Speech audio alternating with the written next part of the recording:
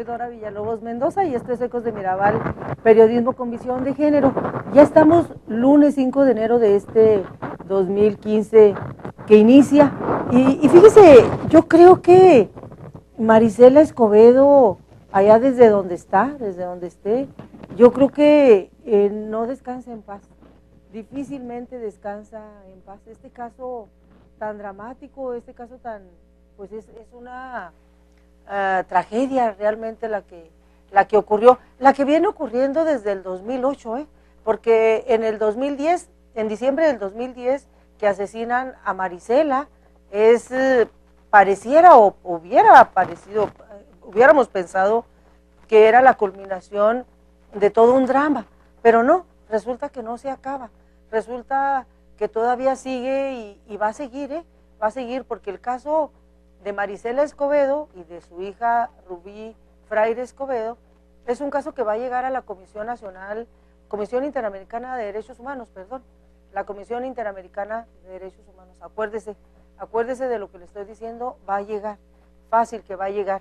El caso, bueno, desde ayer nos dimos cuenta y hoy nos amanecimos con los encabezados de los dos periódicos de aquí de Chihuahua, los dos que tenemos, los únicos dos periódicos grandes. Bueno, tenemos La Crónica también, pero bueno, El Diario y El Heraldo, que son así como los periódicos de tradición aquí en Chihuahua.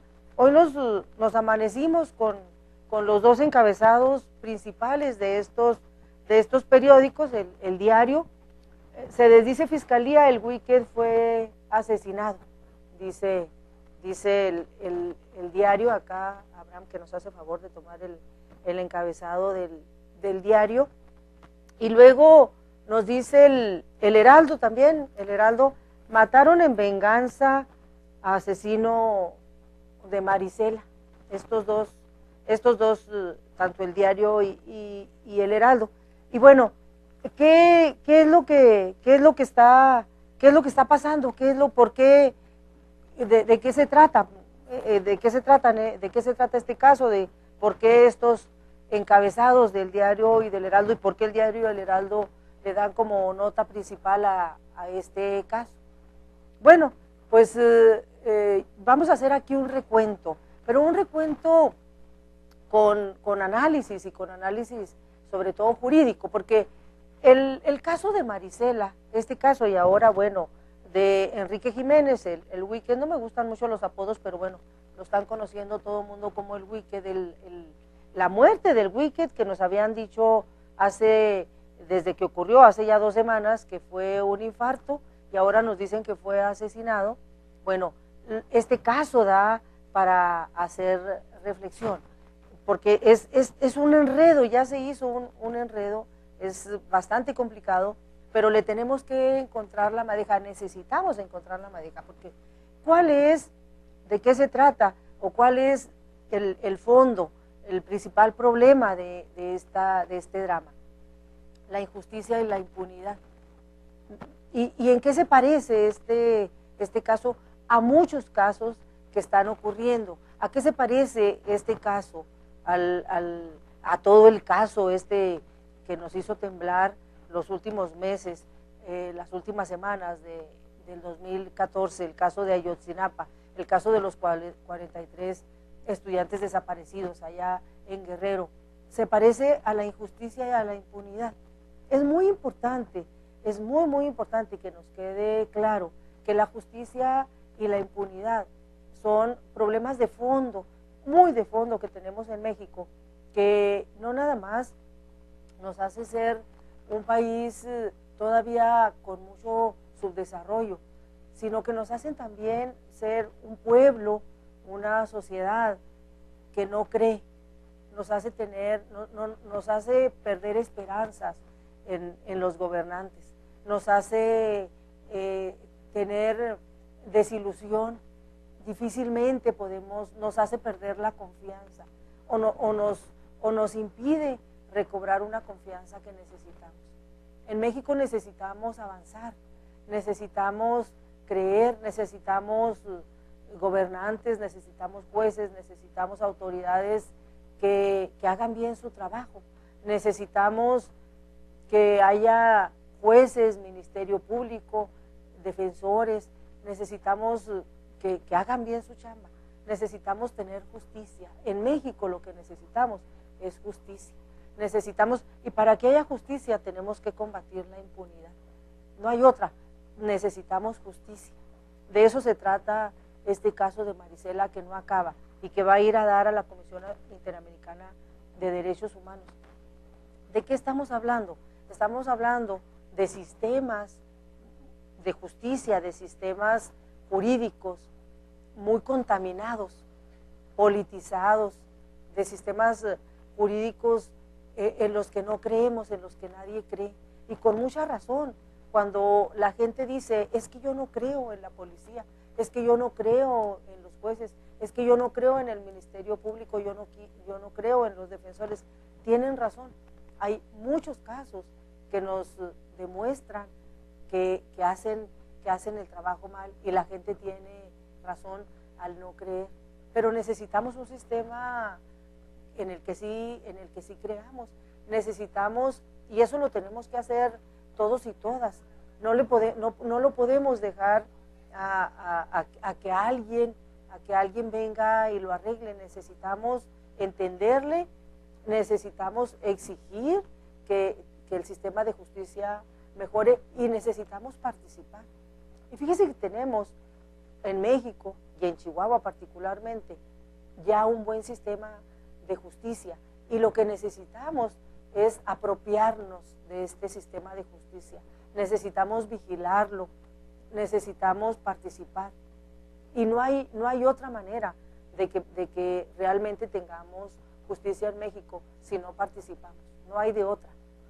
Difícilmente va a venir desde el poder, van a venir a cambiar las cosas. Tenemos que vigilar a ese poder para que haga bien las cosas. Necesitamos entender el sistema de justicia para que realmente mejore. Y fíjese que Marisela Escobedo, esta mujer que fue asesinada el 16 de diciembre del 2010, después de 2 años, ella tenía 2 años en lucha, más de 2 años luchando para que hubiera justicia en el asesinato de su hija Rubí Freire Escobedo. A ella la asesinaron en el 2008. Y Marisela tenía una cruzada. Ella había decidido hacer una cruzada en busca de justicia. Ella sola se convirtió en detective, ella sola se convirtió en policía, ella sola se convirtió en Ministerio Público, ella sola se convirtió en investigadora. Ella sola se propuso hacer justicia, porque las autoridades no le ayudaban a hacer justicia, y literalmente hizo una cruzada en busca de justicia para su hija, de todas las formas, con manifestaciones, con protestas, con plantones, con exigencias, con entrevistas, a través de los medios, con marchas, con itinerarios a otros estados del país, como ella pudo, investigando realmente con un trabajo detectivesco. ¿Y qué pasó? Que como respuesta fue asesinada el 16 de diciembre del 2010. Y bueno, a 4 años de distancia, a 4 años del asesinato de Marisela, resulta que el hombre acusado de su asesinato, este hombre que se llama Enrique Jiménez, mejor conocido como el Wicked, que estaba detenido, había sido detenido desde el 2012, bueno, pues resulta que muere allí en la cárcel, en la prisión donde él estaba siendo procesado. Inicialmente la fiscalía dijo que fue un infarto, que murió del corazón, aunque es por supuesto que la mayoría de la sociedad que se entera, por supuesto que no creímos. Es un hombre joven, un hombre que difícilmente podemos creer que haya muerto de un infarto. Y por supuesto empezaron las sospechas, porque la familia de Marisela ha insistido desde hace 2 años que detuvieron a este señor Wicked, ha insistido que no es el verdadero asesino, y ellos señalan directamente como responsable a un hermano de Sergio Rafael Barraza, el asesino de Rubí Freire, el que acusaba a Marisela, el que buscaba a Marisela, justamente. Bueno, pues la familia acusa a un hermano de Sergio Rafael y veía como chivo expiatorio a este famoso Wicked. Bueno, en todo este enredo muere el Wicked. La fiscalía dice que fue de un infarto, pero resulta que ayer admite la fiscalía que fue asesinado ahí en el reclusorio, ahí en la celda, por otro reo, dice la fiscalía. Y entonces, claro que esto, genera pues desconfianza, genera sospechas, genera incredulidad. Y entonces, ¿en qué redunda esto? En que no creamos en la justicia, en que tengamos razón para no creer en la justicia, para no creer en las autoridades que deben de hacer justicia. Entonces, por eso es tan importante entenderle al sistema de justicia, y por eso es tan importante en participar, en apropiarnos y en vigilar este sistema de justicia. Nos están diciendo, y por eso las notas principales de los periódicos es de que la fiscalía se desdice, la fiscalía cambia la versión y ahora nos está diciendo que fue asesinado. La pregunta ahora, porque están diciendo que fue otro reo en venganza quien lo asesinó, pero hay sospechas y tenemos razones para sospechar, porque en un proceso penal cuestionado por la propia familia de Marisela, cuestionado por la abogada, por Lucha Castro, la abogada de Marisela, quien todavía tiene como coadyuvancia este caso.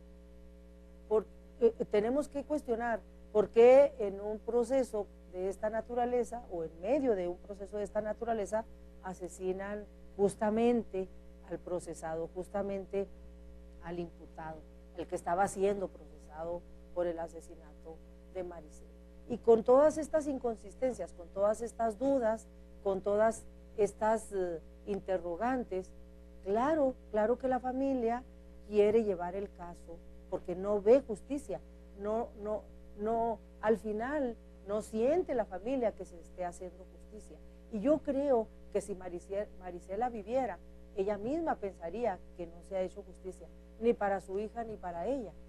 Y entonces la familia quiere que llegue el caso a la Comisión Interamericana de Derechos Humanos, es decir, a una instancia fuera de México, porque no hay confianza en la autoridad de México. Y esto es lamentable que tengamos que acudir a instancias fuera del país para poder encontrar justicia. Pero fíjese, en este recuento y en este análisis, algo debemos de saber, es importante que usted sepa. En este sistema de justicia penal acusatorio que tenemos en Chihuahua y que se está instrumentando en todo el país, avanza lentamente, pero está avanzando. Pero en Chihuahua tenemos ya 8 años, justamente ahora en enero estamos cumpliendo 8 años. Bueno, este nuevo sistema de justicia penal, este sistema penal acusatorio y adversarial, es un buen sistema. La verdad es que es un buen sistema. Lo que falla y lo que seguramente va a seguir fallando si no le ponemos atención son los operadores. ¿Por qué es bueno este sistema de justicia penal? Porque lo podemos vigilar, porque usted y yo podemos ir a los juicios, podemos ir a las audiencias y nadie nos puede impedir que vayamos, porque usted puede ir y sentarse cómodamente ahí en una sala de audiencia a ver qué pruebas presenta el Ministerio Público, a ver el trabajo del defensor público o privado, a ver cómo dirimen los jueces, el juez de garantía, los jueces orales.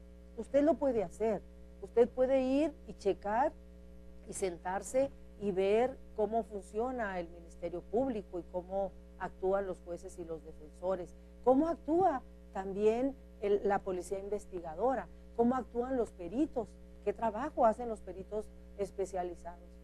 Ese sistema de justicia penal tenemos en Chihuahua desde hace 8 años. Este caso de Marisela no lo conoceríamos, y no lo conoceríamos también, y no conoceríamos todos los errores de este proceso si no tuviéramos este sistema de justicia penal, que es transparente, que lo podemos vigilar. Lo que nos hace falta es vigilarlo, ir a las audiencias, ir y estar pendiente de los casos importantes. Cada vez que haya un caso importante hay que ir como comunidad. Claro, si se trata de un familiar, ya sea la víctima o el imputado, pues claro que ahí estaremos y están. Yo siempre veo en las audiencias a los familiares y qué bueno, porque son los familiares quienes siguen el termómetro, pero debemos de ir como sociedad, aunque no tengamos a un familiar que esté siendo procesado o que sea víctima. Podemos ir a las audiencias, tenemos que vigilar a los jueces, tenemos que vigilar al Ministerio Público, tenemos que vigilar a los defensores, sobre todo a los defensores públicos, pero también a los privados, y tenemos que vigilar a los peritos, y tenemos que vigilar a la policía municipal y a la policía ministerial investigadora, para que hagan justicia. Y si consideramos que no están haciendo bien su trabajo, los podemos denunciar. Fíjese que Marisela Escobedo creía en el sistema penal acusatorio y ella lo decía con todas las letras. Lo que pasa es que los operadores son los que no están funcionando. Ella, que se metió de lleno a este sistema, ella le entendió perfectamente. Tenemos una entrevista que le hicimos aquí en Ecos de Mirabal a Marisela, unos 5 o 6 meses antes de que la asesinaran, y ella exponía claramente el problema que ella tenía en el sistema jurídico de aquí de Chihuahua. Tenemos ahí un cachito de esta entrevista que la podemos ver. Vamos a ver esta entrevista. En respuesta a todo eso, en mi opinión personal, ¿verdad? Y lo que me ha tocado vivir, yo siento que no es el sistema. Lo que es que las personas que lo llevan a cabo, que lo ejercen, no están preparadas, ¿verdad? Se quedaron estacionados en el antiguo sistema. En este caso, estos 3 jueces de primera instancia fueron totalmente incapaces de ver algo que era muy obvio. Ahí tenían todo a la mano. No quisieron ver. Yo en ocasiones pienso que a lo mejor su idea de ellos era de sacar el sistema, politizar, quiero creer, pero que van a politizar con, perdón suyo, ya sabe con quién, porque con mi lucha no, ahí estaba yo y aquí estoy, ahí voy a estar siempre. O sea, con eso no se vale. No se vale porque era un asesinato, no era un secuestro, no era un robo de un auto, era un asesinato de una jovencita, ¿verdad? Y que me costó, aparte de todas las lágrimas, aparte de todo mi dolor, traerlo en rastra, me costó meses y meses llevarlo ante un tribunal, ¿verdad? Al que inicialmente se me ofreció un juicio abreviado. Yo no sabía ni que era un juicio abreviado ni que era un juicio oral. Todo lo he aprendido en la marcha, ¿verdad? Cuando se me ofreció un juicio abreviado, yo sentí que me estaban abofeteando, ¿verdad? Todavía yo tenía que hacer tratos con él y a lo mejor hasta tenerle que mostrar a la niña, ¿verdad? Entonces fue como darme un tiro, eso. Ya vieron mi posición, no señora, pues existe el juicio oral, pero lleva tiempo y que a lo mejor ya está usted cansada. No señor, no estoy cansada, le digo, ya cosas más graves de las que estoy pasando ahorita no las puedo pasar, le digo, yo puedo esperar el tiempo que sea necesario. Por eso nos fuimos al juicio oral. Y yo veo que la mayoría de los casos se van a los juicios abreviados, ¿verdad? Entonces no sé si es por comodidad de los ministerios o si es porque la gente en realidad ya está cansada, ya pues están sufriendo, ¿verdad? Pero no es justo que, como dicen las personas que llaman, esas sentencias tan pequeñas, ¿verdad? Como un violador, ¿verdad? Por ejemplo, ahí en Ciudad Juárez hubo un violador de sus 3 hijastras. ¿Cómo puede ser posible que le den 14 años porque se va a un juicio abreviado? Que no hubo quien le dijera a esa madre que existía el juicio oral y que le podían dar, no sé, 30 años, ¿verdad? Entonces, el sistema yo pienso que está bien, si acaso necesitará, ¿verdad?, algunas reformas, irse puliendo, en fin. Lo que no está preparado son quienes lo llevan a cabo. En este caso, todo mi repudio, y lo digo abiertamente, es contra estos 3 jueces que volvieron a asesinar a mi hija. En el momento que dictaminaron la pena absolutoria o el fallo absolutorio, volvieron a asesinar a mi hija y a mí junto con ella, porque yo no estaba buscando que lo encontraran culpable, yo estaba peleando una pena máxima. En mis marchas, en mis pancartas, eso era lo que decía, pena máxima. Yo tengo la Nunca plena se seguridad. esperó, o sea, cuando en ese día que dieron el fallo absolutorio, usted jamás esperó que así fuera. Claro que o sea, no. ni por aquí le venía No, claro la que no. idea de... Todo estaba muy claro. Yo les digo que hasta un joven de secundaria que al igual que yo no tiene ningún conocimiento sobre leyes, ni derechos, ni juicios, ni nada de eso, lo hubiera podido ver. Estos pues no, simplemente no quisieron verlo. Tomaron un papel de abogados defensores de oficio. Ese fue el papel que ellos adquirieron ahí. Y pues yo les quiero recordar que su sueldo es de jueces y es bastante elevado, como para que estén defendiendo a los asesinos lejos de juzgarlos, ¿verdad? Porque ¿qué hay de mí? ¿Qué hay de mis garantías? ¿Qué hay de las garantías de mi hija, de su derecho a vivir? Ella era una joven con toda una vida por delante, con un futuro. Con él o sin él, ella tenía un futuro. ¿Qué hay de esa niña que se quedó sin su madre? O sea, ¿dónde tenían estos tres jueces la cabeza en los momentos en que se les estaba presentando ahí todo el caso? Porque si bien a lo mejor no era bastante lo que había que presentárseles, ¿verdad? Pero con lo que sacaron ahí era suficiente y hasta de sobra. Los peritos dieron toda una cátedra en su materia. Todos los testigos que fueron, todo estaba muy claro. O sea, en ningún momento, hasta él mismo, yo creo quedó sorprendido de que lo hayan absuelto. Porque todavía al final, el día anterior a mí me dijeron, mañana le toca hablar otra vez. Y yo esa noche no dormí pensando en qué iba a decir, ¿verdad? Pensando qué iba a decir. Entonces, escribiendo una cosa, escribiendo otra, y al final dije, no, mis palabras tienen que ser para él. Tengo que sacarlo de ese cerramiento en el que está. Él tomó su derecho a no declarar. Ok, vamos a ver si habla o no habla. Y ahí en la audiencia les pedí permiso a los jueces o una disculpa, porque se supone que los tiene que estar uno viendo a ellos, de que yo tenía que voltear a verlo a él porque yo iba a hablar con él, ¿verdad? Entonces lo acuso de todo el dolor y le digo ahí que no lo perdono, que nunca lo voy a perdonar, aunque me vaya con eso, ¿verdad? Y pregunto yo en general que dónde estaba Dios cuando Él hizo eso con mi hija, ¿verdad?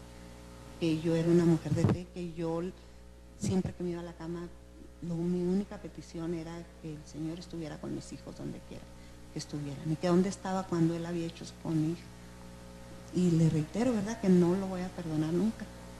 Y es cuando Él rompe el silencio, ¿verdad? Le dan la oportunidad de hablar, rompe el silencio y me pide perdón.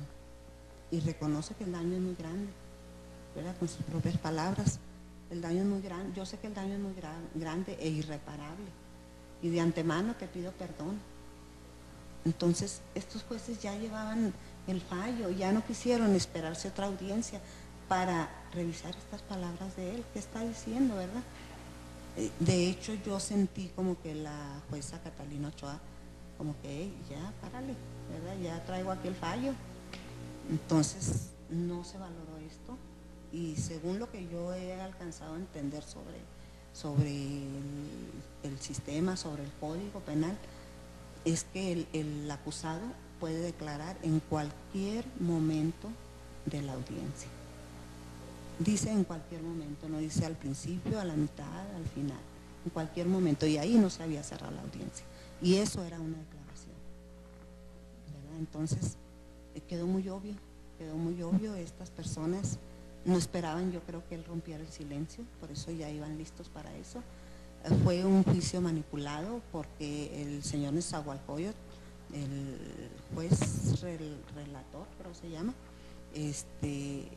hostigó al joven menor de edad, le hace en un resumen de toda su declaración, aparentemente le hace una pregunta, pero van 6 preguntas dentro de una, ¿verdad? Y el joven nomás acata a contestar que sí. Ahora él tenía un asistente, una psicóloga, que lo estuvo preparando con tiempo para que no se pusiera nervioso como menor de edad que es. Estaban en una sala aparte en la cual nosotros no los podíamos ver. Entonces este joven se pone nervioso porque antes de entrar a declarar lo pasan a la sala donde está el padrastro del acusado. Entonces, cualquiera, hasta un adulto, ¿verdad? O sea, ya el padrastro del acusado ya lo vio que es él y está amenazado de muerte. Entonces entra él a declarar con los nervios de punta, ¿verdad? Entonces se ve que él está nervioso, se escucha nervioso, y dice la psicóloga María Eugenia Rivera, ¿cómo se apellida? Ella es Marisela, esta que usted acaba de ver es Marisela, Marisela Escobedo. Si usted se fija, si usted la escucha, es una mujer que conoce el sistema, es una mujer que vigila el sistema, es una mujer que está dispuesta, por supuesto, a obtener justicia, a exigir justicia en este sistema penal. Es una mujer valiente, es una mujer inteligente, es una mujer dispuesta, con mucha disposición a exigir justicia. Es una mujer que conoce y que vigila al sistema penal, que sabe de qué se trata porque se involucró. Desgraciadamente, tenemos que, en ocasiones, que sufrir estos casos para poder conocer y para poder involucrarnos en este sistema de justicia penal. Pero ojalá que pudiéramos conocerlo y vigilarlo sin tener la necesidad de sufrir estos dramas, porque el sistema de justicia penal debe de funcionar para todo mundo, para casos de asesinatos de personas que conocemos y que no conocemos. Si usted se fija, a Marisela Escobedo le queda muy claro que es un juicio oral y que es un juicio abreviado. Ella dice, yo no me quise ir a un juicio abreviado, me proponían un juicio abreviado, pero yo exigí un juicio oral. ¿Y por qué? ¿Cuál es la diferencia? ¿Por qué tenemos que entender lo que es un juicio oral a diferencia de un juicio abreviado? Porque en un juicio oral el Ministerio Público tiene que presentar pruebas para convencer a los jueces de que la persona acusada es culpable. Y ella estaba convencida, segura de que había pruebas para que los jueces sentenciaran y condenaran a Sergio Rafael como el asesino de su hija Rubí. Ella no tenía la más mínima duda. Ella decía, el Ministerio Público consiguió pruebas que ella le dio al Ministerio Público, que ella consiguió, que en general ella consiguió al principal testigo, un joven del que ella hace ahí referencia, que se llama Ángel.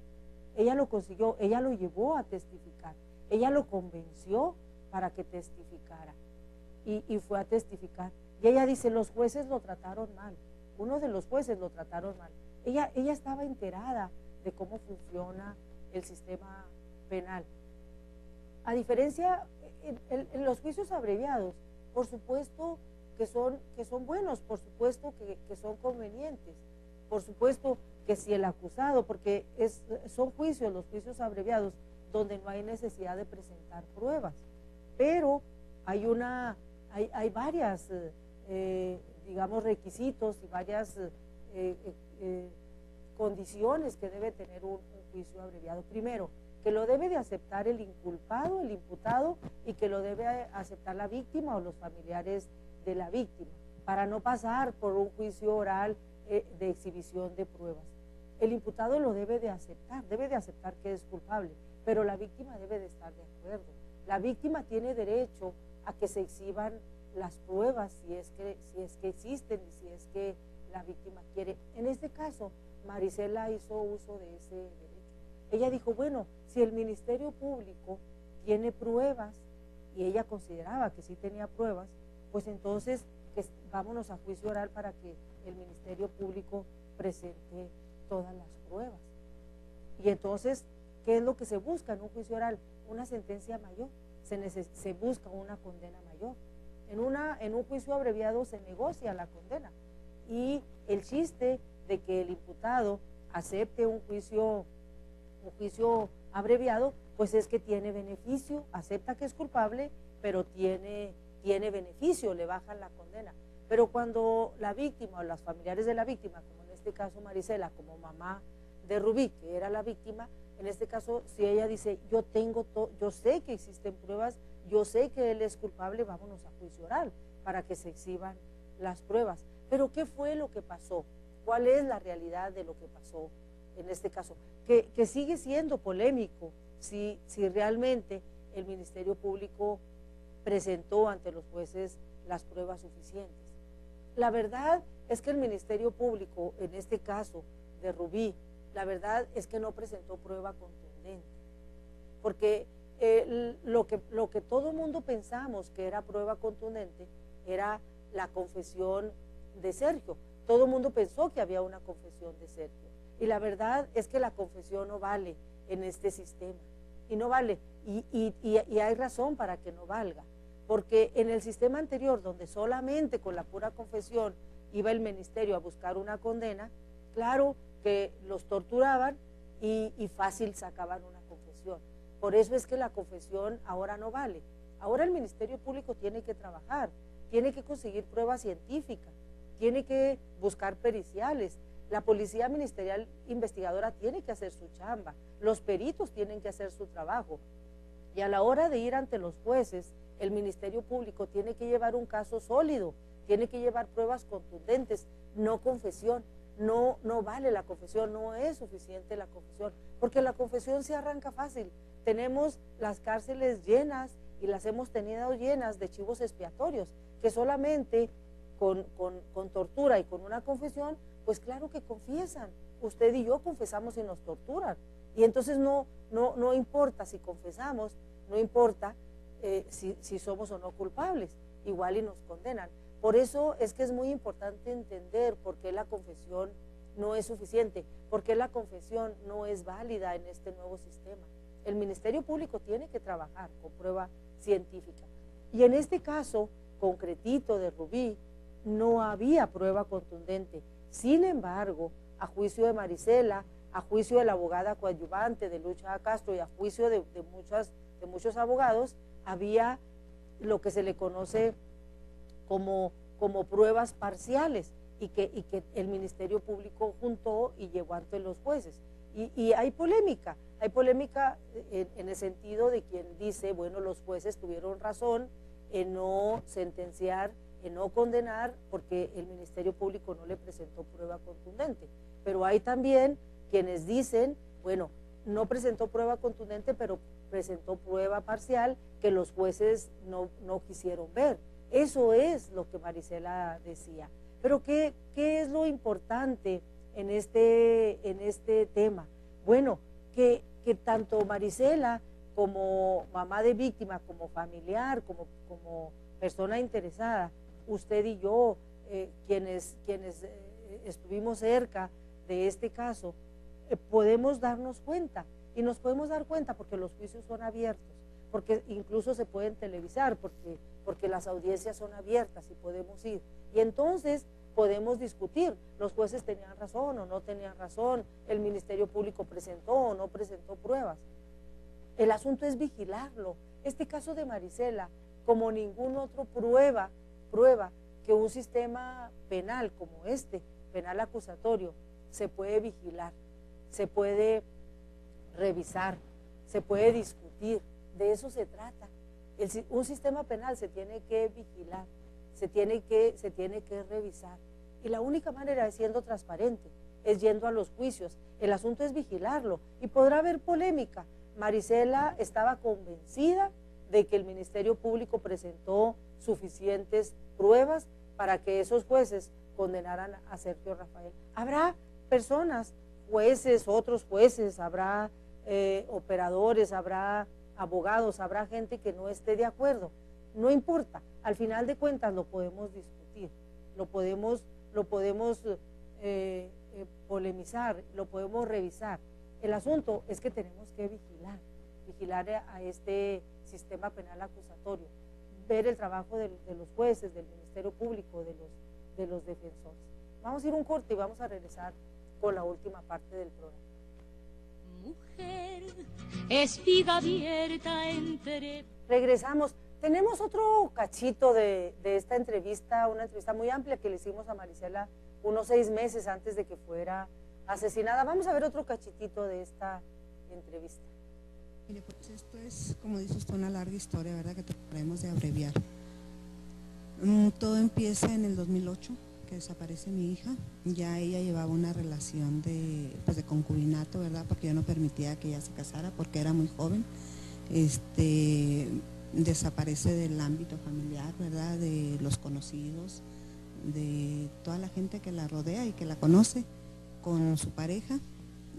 Entonces no nos es tan extraño porque él era manipulador con ella. Desde que empiezan esa relación se nota que la controla. Sí, tenía un control total sobre de ella. Entonces inicialmente que ella desaparece, pues no nos parece muy extraño porque ya anteriormente lo había hecho, ¿verdad? Él no la había pues desaparecido, ¿verdad? Teníamos un tanto contacto con ella, pero no era una relación normal. Entonces vuelve a hacerlo y pues nosotros creemos que es lo mismo, ¿verdad? Otra vez, de nuevo, que se la lleva otra vez y la vuelve a manipular y todo. Entonces él se encarga al mes y medio de que la desaparece, se encarga de irnos a hacer creer de que cambian de ciudad. Entonces pues estamos en espera, ¿verdad?, de que ella se reporte, de que ella llame. Desaparece en agosto. En agosto del 2008, sí. Él se reporta en octubre del 2008 para decir que están en Aguascalientes. Seguimos en espera de que vayan y nos visiten porque supuestamente se iban a volver a ir.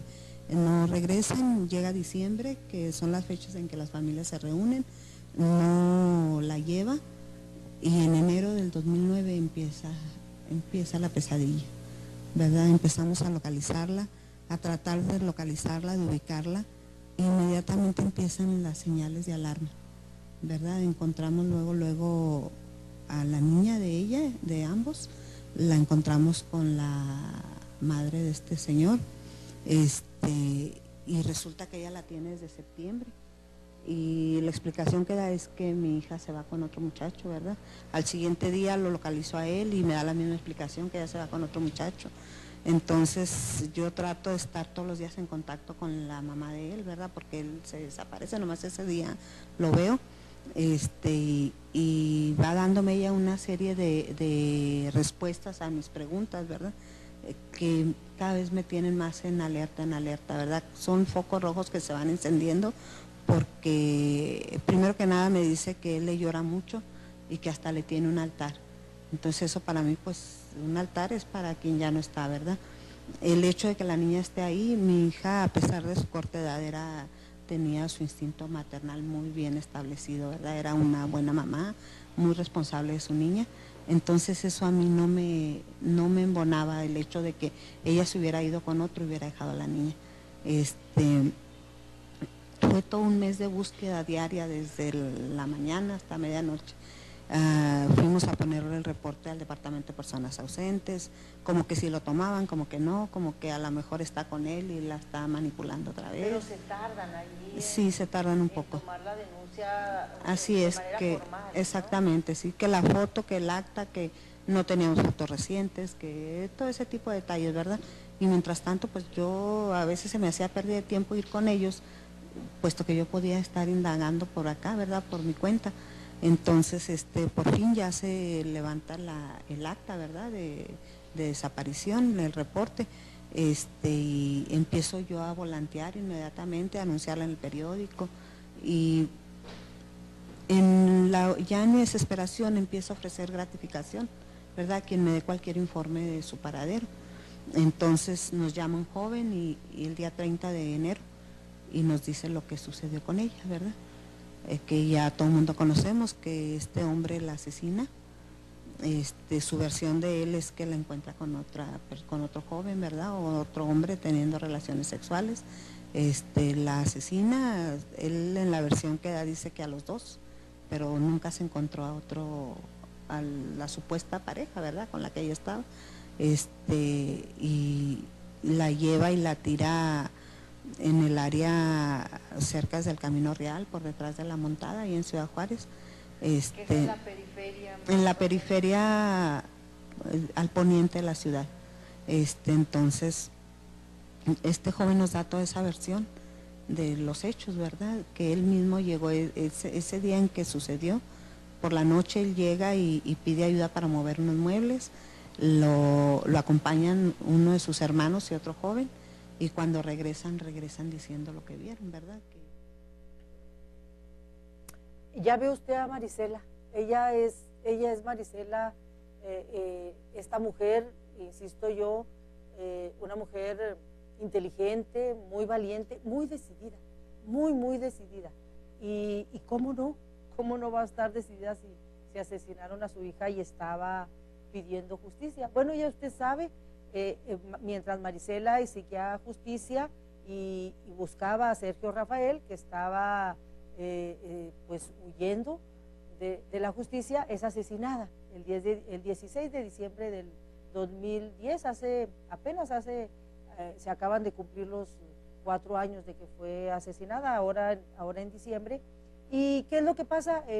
Después, 2 años después, en noviembre del 2012, fue asesinado Sergio Rafael sin que nunca fuera reaprendido, y poquito antes, en octubre del 2012, detienen a este señor Enrique Jiménez. Este joven es un joven mejor conocido como el Wicked, acusado de asesinar a Marisela. Lo que se supo y lo que se dijo, pues que había sido por orden de Sergio Rafael.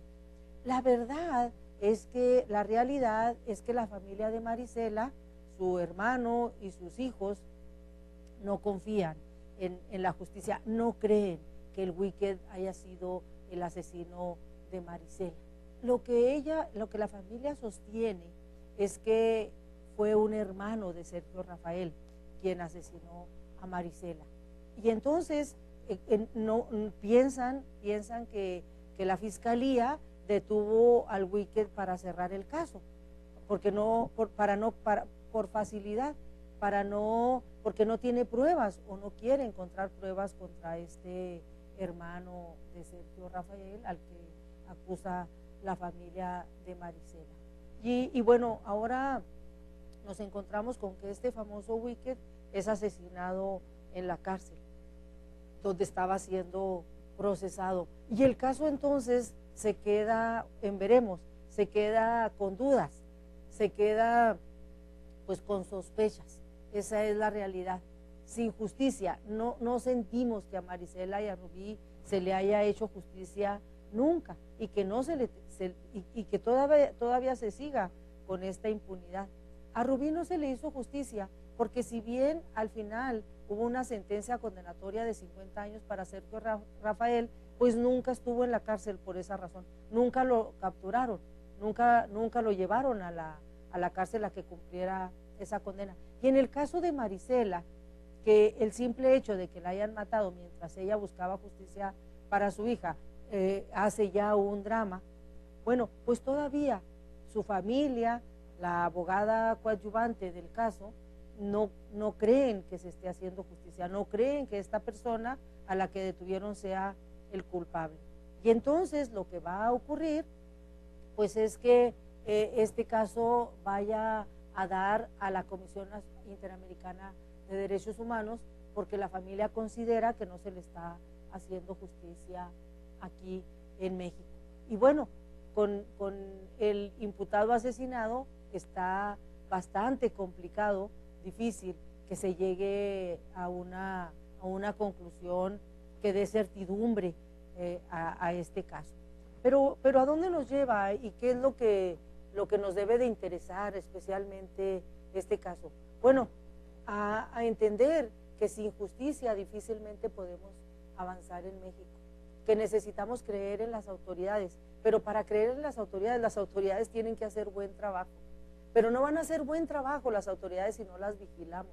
Por eso yo insisto y yo le quiero invitar a que usted vaya a las audiencias, que esté pendiente del trabajo que hace el Ministerio Público, del trabajo que hace la Defensoría, del trabajo que hacen los peritos, del trabajo que hacen la policía investigadora, del trabajo que hacen los jueces, de todo el desempeño, porque en este sistema penal que tenemos, en este sistema penal acusatorio, lo podemos hacer. Es un sistema que podemos vigilar y que debemos vigilar. Y no hay que asustarnos Si los operadores hacen mal trabajo, hay que denunciarlos, hay que exigir que lo hagan bien, porque obviamente que no vamos a tener un sistema, nunca lo vamos a tener maravilloso, sin ningún error y completamente perfecto. No hay sistemas jurídicos penales perfectos, pero lo podemos ir perfeccionando. La única manera, y podemos ir teniendo justicia, y podemos ir combatiendo la impunidad, la única manera es vigilarlo. Tenemos que estar pendientes, tenemos que ir a las audiencias. Si usted tiene un familiar en la posición de víctima o en la posición de imputado, vaya a las audiencias.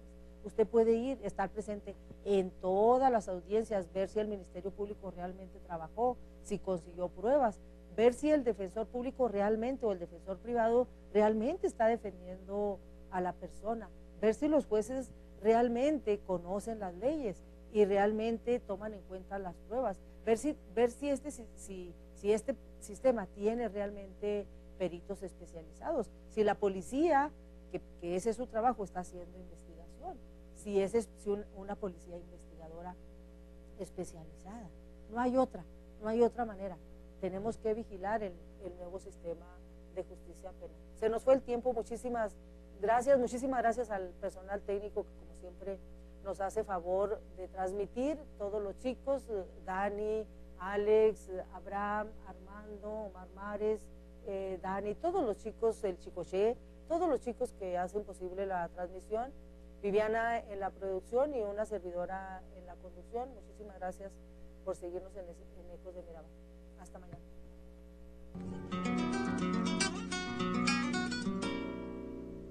Mujer, si te han crecido las